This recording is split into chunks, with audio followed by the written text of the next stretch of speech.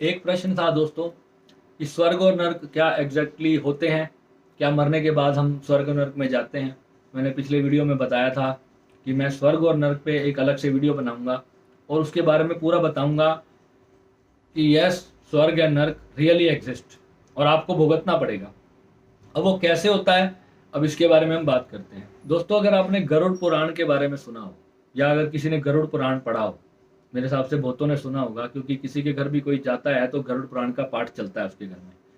उसमें कैसी कैसी सजाएं लिखी गई हैं, हर कर्म की अलग अलग सजा लिखी गई है कि ये कर्म की ये सजा इंसान को भुगतनी पड़ती है। अब वो सजा एग्जैक्टली कौन भुगतता है? कहते हैं मरने के बाद। हमारे अब ये शास्त्रों में आपको क्या लगता है कि क्या इतनी बड़ी बात को क्या झूठ लिख दिया गया होगा?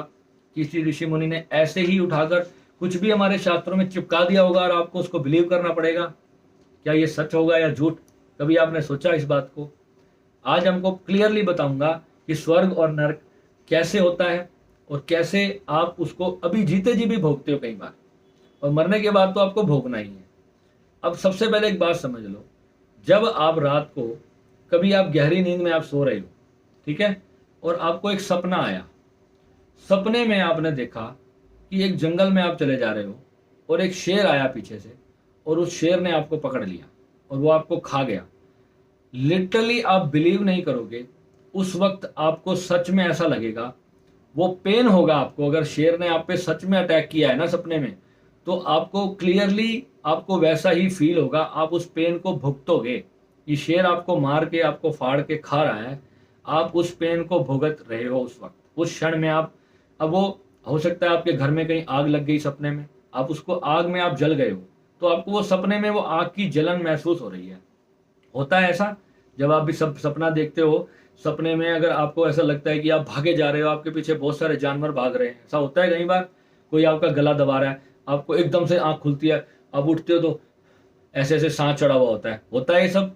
हर किसी को अलग अलग सपने आते होंगे, और किसी को ऐसा भी सपना आता है कि वो अमेरिका में घूम रहा है, बहुत वहाँ पे बहुत अच्छा खाना खा रहा है, बहुत अच्छे होटल में वो रुका हुआ है, बहुत अच्छे पहाड़ों में ठंडी हवा में बैठा है। ऐसा सुंदर सपना भी आता है, परियों के साथ वो रासलीला कर रहा है, बट एवर कुछ भी आप सोच लो, वो भी सपने आते हैं। अच्छे सपने भी आते हैं और बुरे सपने भी आते हैं सभी को।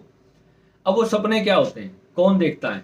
जो आपका सूक्ष्म शरीर होता है, वो रात को जब वो सो जाता है, जब आप शरीर आपका मन जब सोता है, तो आपका जो सूक्ष्म शरीर है वो कहीं उस अवस्था में चला जाता है जहां पर वो सब एनर्जीज हैं, ठीक है।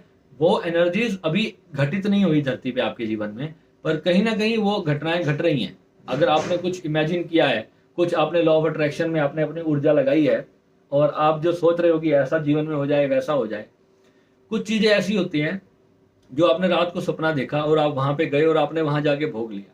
तो सृष्टि में होना पॉसिबल नहीं है, परंतु परमात्मा ने आपको वो चीज वहां दे दी, आपने इमेजिन किया और वहां दे दी। अब आप क्या करते हो अपने पूरे जीवन के अंदर, अगर कोई कर्म करते हो और पूरे जीवन में आप उसके लिए सोचते रहे, बहुत ऊर्जा आपने यूनिवर्स को दे दी। अब आप जब तुरंत अपना जब शरीर छोड़ोगे मरने के बाद, तो आपको ना मरने से और नेक्स्ट शरीर पाने के बीच में थोड़ा सा गैप होगा, और वो जो गैप होगा वो आपका स्वर्ग भी हो सकता है, वो आपका नर्क भी हो सकता है, वो आपका शून्य भी हो सकता है। अब ये तीन अवस्थाएं हैं, इसको कहते हैं जागृत, स्वप्न और सुषुप्ति। तीन अवस्थाएं हैं हमारी। अभी मैं बात कर रहा हूं, मैं जाग रहा हूं। जब मैं सो जाऊंगा तो सुषुप्ति होगी, जब मैं स्वप्न में आऊंगा तो वो स्वप्न अवस्था है, और जो तुरीय अवस्था है जो तीनों अवस्थाओं के परे है, वो निराकार ब्रह्म की अवस्था है, ठीक है। अगर आप वहां पे जाना चाहो तो आप ध्यान के माध्यम से उस अवस्था को जान सकते हो। अब जो मरने के बाद हमारे को क्या मिलता है, अगर हमारे कर्म रिलीज नहीं हुए, हमने अपने जीवन में ऐसी कोई साधना नहीं की और अपने लाखों जन्मों के कर्मों को हम प्रारब्ध रूप में अपने साथ लेकर के जा रहे हैं, ठीक है। अगला जन्म होने से पहले जो गैप होगा, अब वो गैप कितने सालों का हो सकता है, कितने मिनट का हो सकता है, कितने घंटों का हो सकता है, ये आपके कर्मों पर डिपेंड करेगा, जैसे आपने कर्म किए। अगर आपने अपने कर्मों को रिलीज नहीं किया तो आपको 1001% आपकी चेतना उस कर्मों को भोगेगी मरने के तुरंत बाद। अब उसमें वहां आपको शेर भी दिखाई दे सकता है और परियां भी दिखाई दे सकती हैं। अब आपने पूरे जीवन में कैसे कर्म किए हैं ये आपको उसमें कैसे फील होगा। एक्चुअल में आपकी बॉडी तो नहीं होगी, बॉडी तो जल चुकी होगी, परंतु आपका जो सूक्ष्म शरीर होगा वो वहां पर एस्ट्रल में ट्रेवल कर रहा होगा, और वो आपको ऐसा लगेगा कि जैसे आप सपना देख रहे हो। आपको वो तब लगेगा जब आपका जब नया बॉडी में आप पहुंचोगे, आपका शरीर जागृत होगा, तब आपको लगेगा ओह यार मैं तो सपना देख रहा था। परंतु उस एग्जैक्टली उस टाइम में जब आप उस गैप में, उस टाइम बीइंग में जब आप ट्रेवल कर रहे होगे, उस पर्टिकुलर मोमेंट में आपको वो कर्म भोग रहे होगे आप। वो आपको कढ़ाई में तलना भी हो सकता है, वो आपको जो है एक बहुत सुंदर स्विट्जरलैंड में भी हो सकता है। वो आपका स्वर्ग और नरक वो आपका डिपेंड करता है।